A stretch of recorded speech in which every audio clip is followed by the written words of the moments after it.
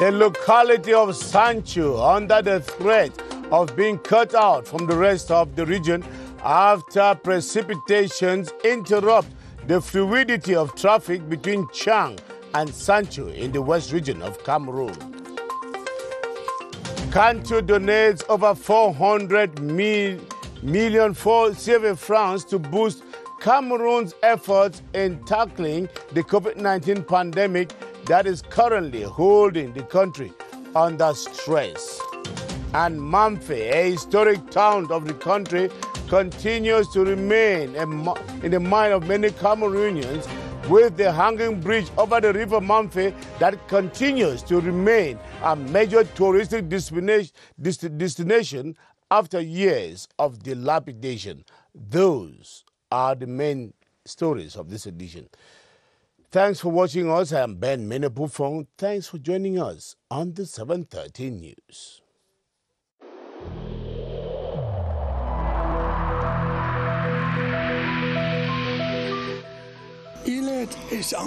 Each of us must comply with the measures that have been taken.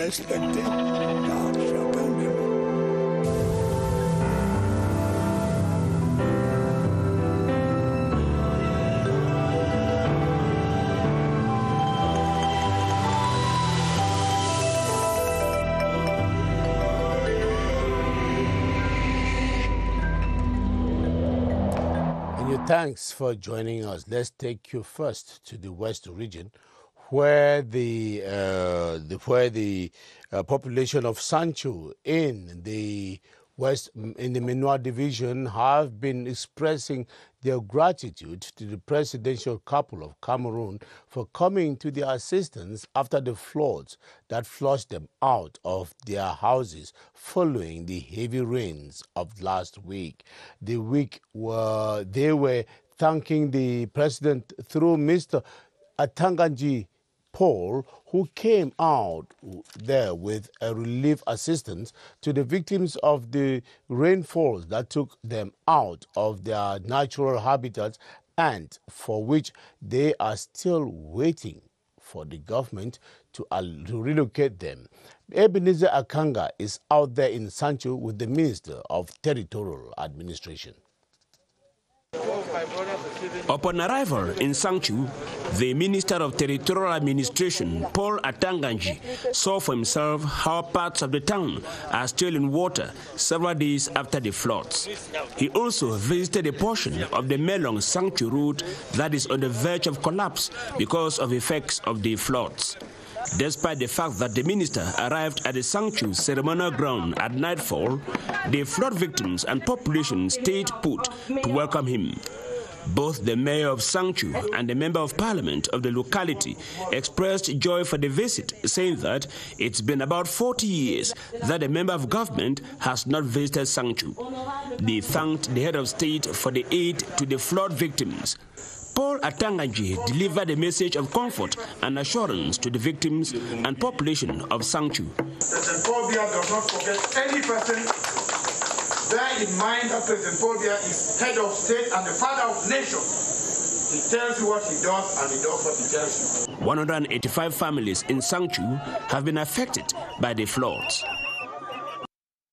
Following the heavy downpour that came down on the parts of the south of the littoral region, 4 persons have died following that landslide in the Kope-Mwaninguba division of the southwest region of Cameroon. The incident occurred after about 40 houses were destroyed and the lone road linking the 7 villages of the community were completely cut off, leaving the inhabitants in distress.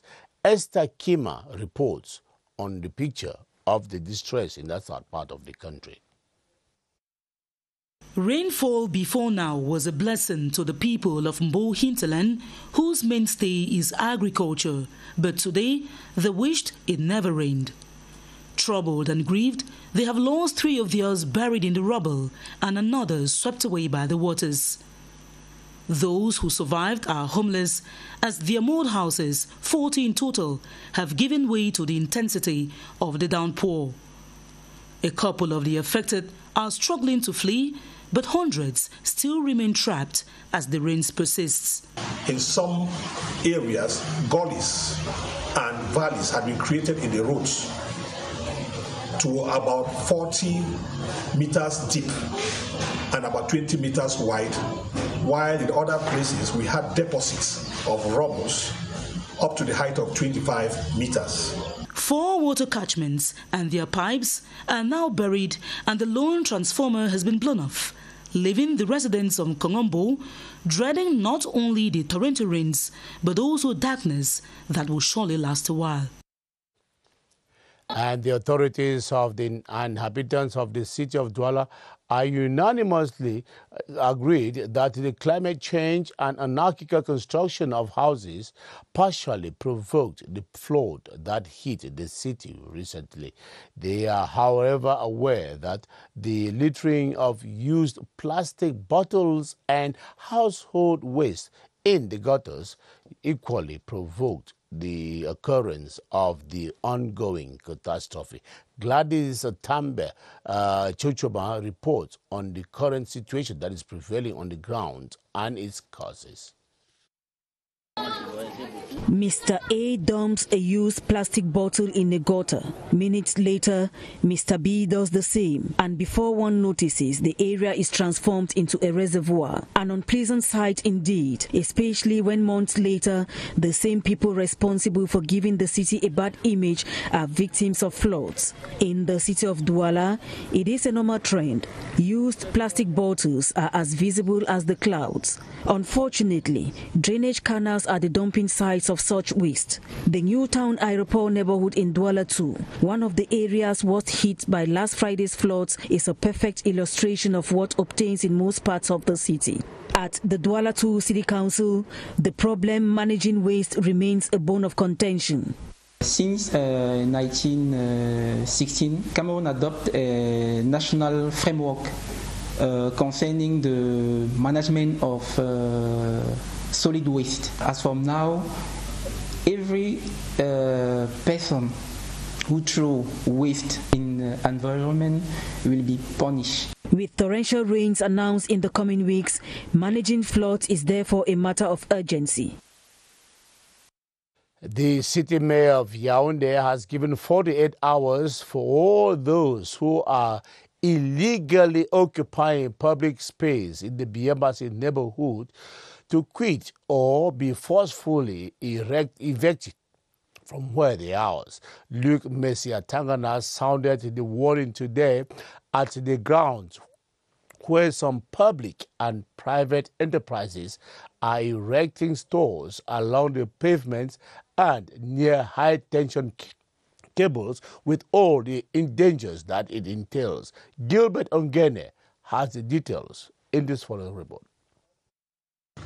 Since the city mayor of Yaoundé took office on March 5, 2020, he has been ensuring that urban disorder in the city is kept under check.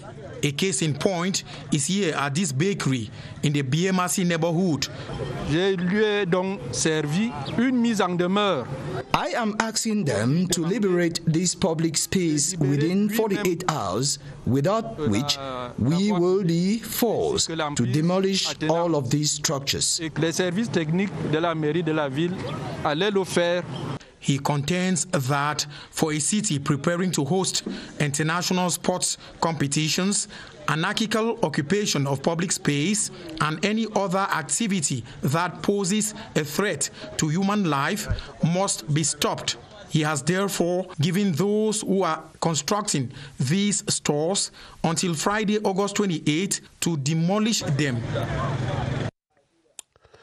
The Canadian High Government has offered about 400 million CFA francs to boost Cameroon's efforts in handling the ongoing COVID-19 pandemic. The announcement was made in Yaoundé today by the Canadian High Commissioner to Cameroon, Richard Bale, after an audience with Prime Minister Joseph John Gute in Yaoundé Tuesday. Christian Che Atam reports from the Star Building. The 1-hour, 15-minute audience, which Prime Minister Joseph John Gute granted the Canadian High Commissioner to Cameroon, Richard Bale, focused on Cameroon's handling of the COVID-19 pandemic. I shared with the Prime Minister that we have just announced an additional funding of about 400 million CFA francs channeled through UNICEF, and this will be focused on the safe reopening of the schools in October.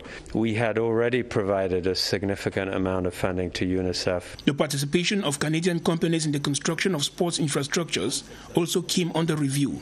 Canadian companies that are involved here in Cameroon, including McGill, who have worked on the reconstruction of the Stade de la Réunification in Douala and are currently working on the stadium in Olembe, and we know that these stadiums are very important for the Chan and the Can. The diplomat says his country remains a trusted ally of Cameroon in the pursuit of peace and development.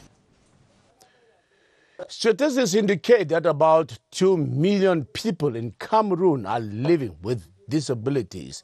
The Minister of Social Affairs, Pauline Irengene, revealed this today in Yaoundé while presiding at the 2020 session of the National Committee for the Rehabilitation of the Socio-Economic Reinsertion of Disabled Persons in the country. The forum was aimed at seeking the protection of the rights of vulnerable persons in the Cameroonian society. Victor Siga reports on what came out of today's consultations. The meeting was to evaluate deficiencies of persons with disabilities in Cameroon and also a mid-term assessment of regulatory texts under elaboration, fixing modalities on the protection and promotion of this group. We talk about all types of deficiencies, of invalidity. The framework is expected to facilitate the coordination of efforts put in place by administrations, civil societies and other private entities working on behalf of this vulnerable group of persons. Regional committees are being created such that wherever somebody living with a disability finds him or herself, they should have a representative, first by the type of deficiency, and secondly according to their regions where they come from. For the task ahead, specialized committees will be put in place to ensure their citizenship, political and social integration. Cameroon and Africa have been declared wild polio virus free. The declaration was made public by the World Health Organization through the voice of its Director General, Dr. Tedros Adhanom Ghebreyesus. Members of the African Regional Certification Commission for polio made the news known in Cameroon today. We have this excerpt of the stories to us by Alice Mbe.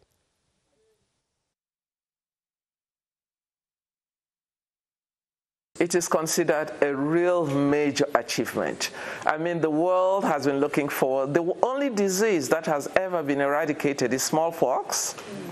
And when the World Health Assembly took the decision in 1988, they took that resolution that they will eradicate polio by 2000. So you see where we are now, 20 years later. So it was just the second disease to be eradicated.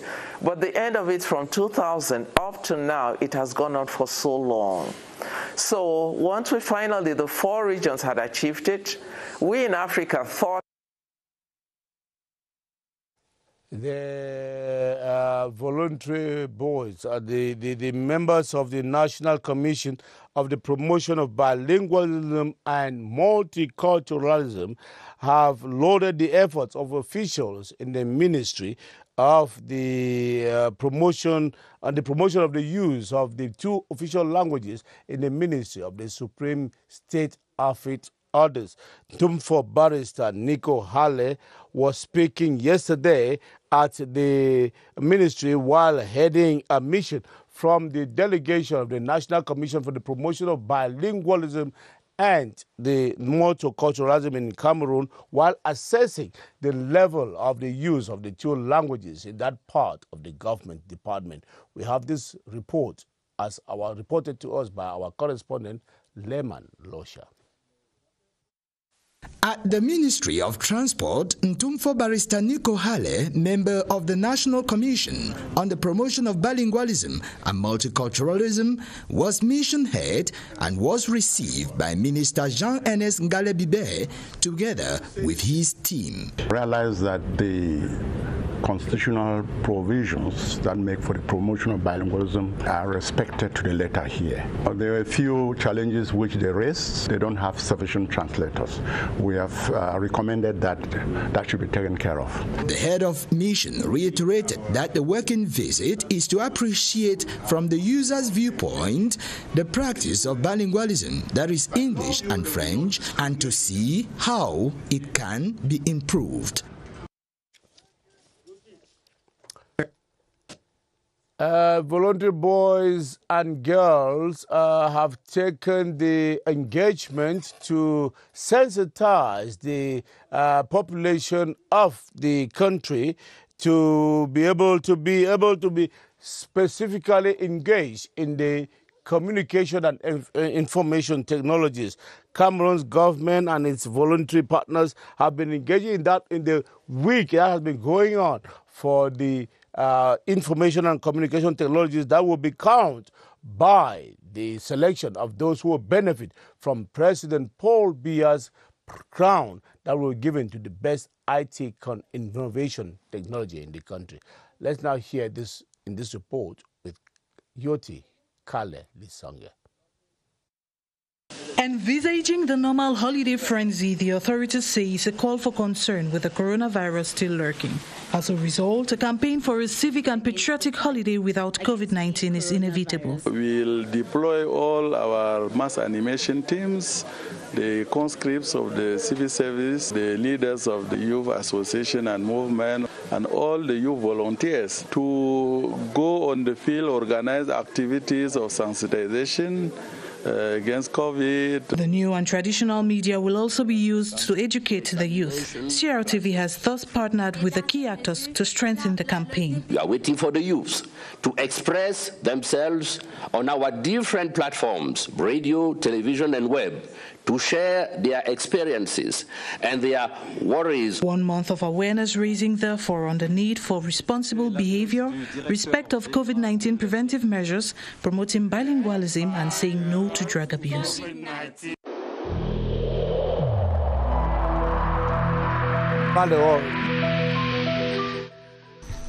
The wearing of face masks in public places will be mandatory until further notice.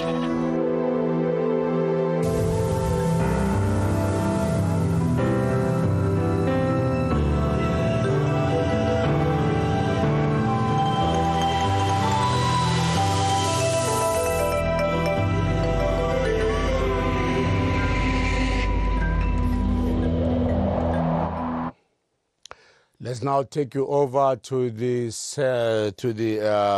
Public Service Emergency Operations Center out there at Voli here in Yaoundé, where Baldwin Sama will be talking with its guests on how the management of the coronavirus disease can be managed in families where the fear of the hospital care is still high. Hello, Baldwin. Good evening and thanks for joining us.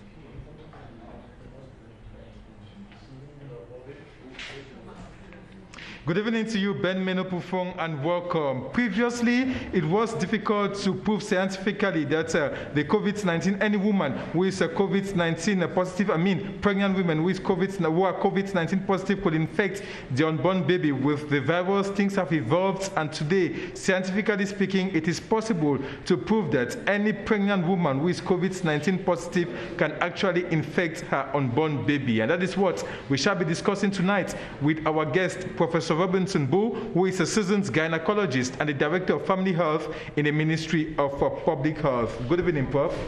Good evening.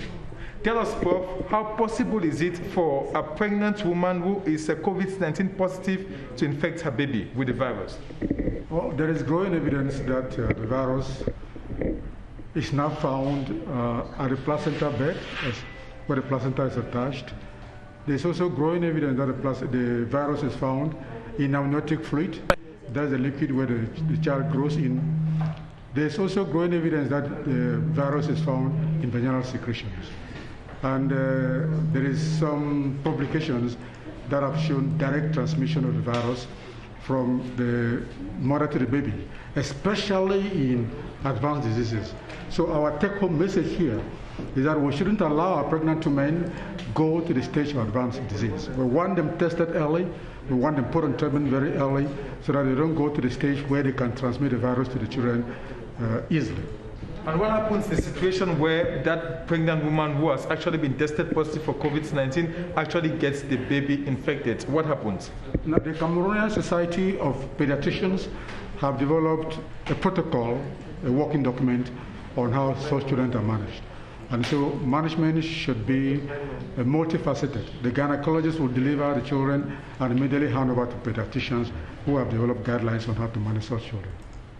Thank you so much, Professor Robert Nsumbu, for being our guest this evening. We remind our viewers that you are a seasoned gynecologist and Director of Family Health in the Ministry of Public Health. The take-home message is clear. It is now possible for a pregnant woman who is COVID-19 positive to infect her unborn baby. What they simply need to do is they should continue with their regular visits to the hospitals, visit their gynecologist, and get the adequate prescriptions that will avoid any further contamination and infection from the mother to the child. Back to you, Ben Menopufo. Thank you very much, Baldwin Sama, with your guest, Professor Robinson Boo, on those updates. And just time for us to say that about 400 voluntary boys and girls have taken the engagement to sensitize the population of the Adamawa region to the importance of respecting anti-COVID-19 barriers measures.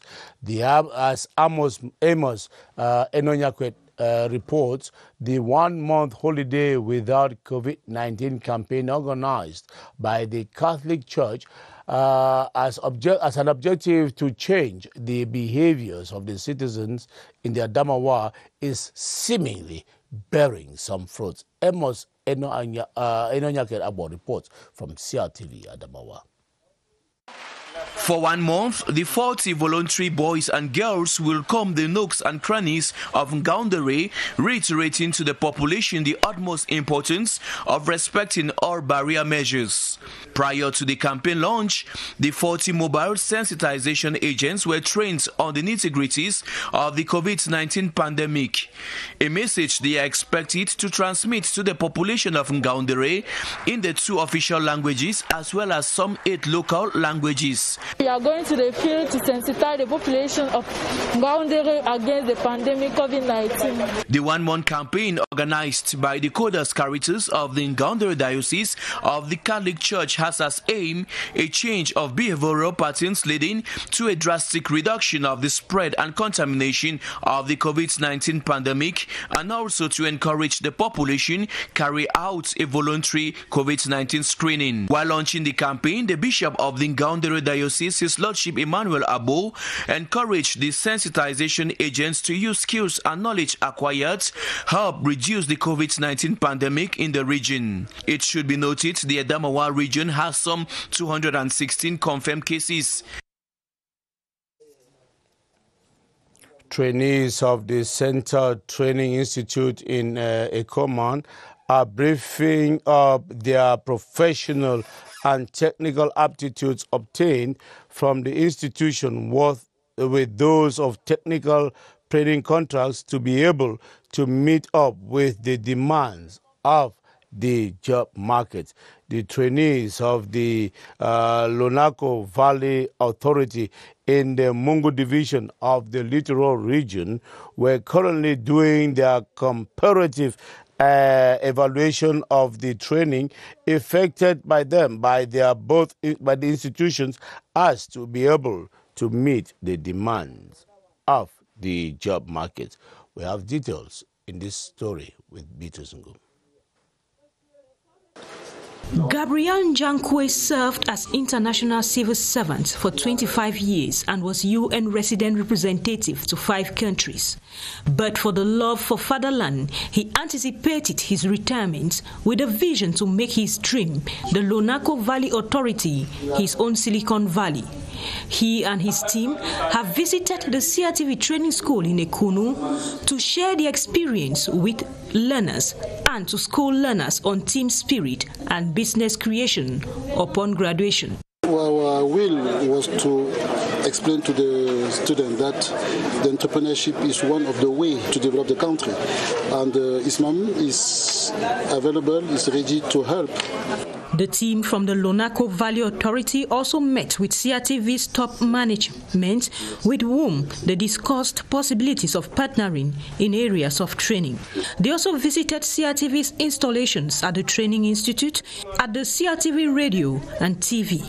In the days ahead, an MOU will be signed between the CRTV and the Lonaco Valley Authority. Among the several tourist wonders that the Manyu division in the southwest region of Cameroon is blessed with is the historic hanging bridge constructed over the river Manyu in Mamfe. Constructed by Germans during the colonial era, the dilapidating structure still remains a major port of call to the first-time visitors in the town of Mamfe. Bridget Njem Assam B1 takes us to a discovery of this German colonial relic. The most outstanding is the Mamfe Hanging Bridge, commonly referred to by many as the German Bridge. The Mamfe Hanging Bridge, constructed across the Badi River, empties itself into the Manyu River, which to the Manyu man is the mother to all small streams and rivers. I'm crossing the bridge to go and do felling for the Catholic mission, which they are intent to develop a cocoa farm. Our survival depends largely on this bridge. Thanks to the bridge, we can have access to our crops. When we sell the crops, we use the money to send our children to school. The bridge has greatly assisted in the agricultural sector, as well as enhanced the education of some children. The 113-year-old Mamfe Hanging Bridge was renovated by the Germans 70 years after construction, precisely in 1934. However, there are still some difficulties faced by its users. Thank you very much, Bridget Njem Assam, for recalling us the relics of the Mamfe Hanging Bridge. And that's where we end this edition of the 7:30 News. Thanks for watching and good night.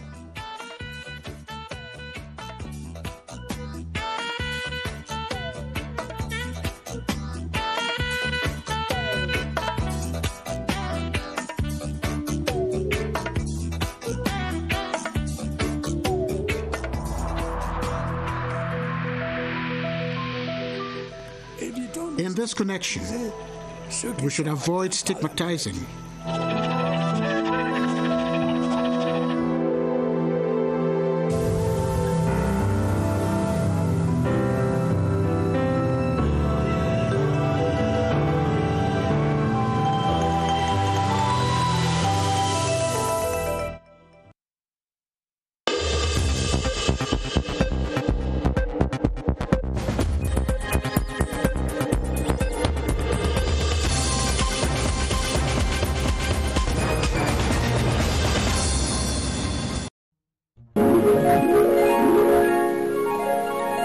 CRTV News, ici, toute l'info.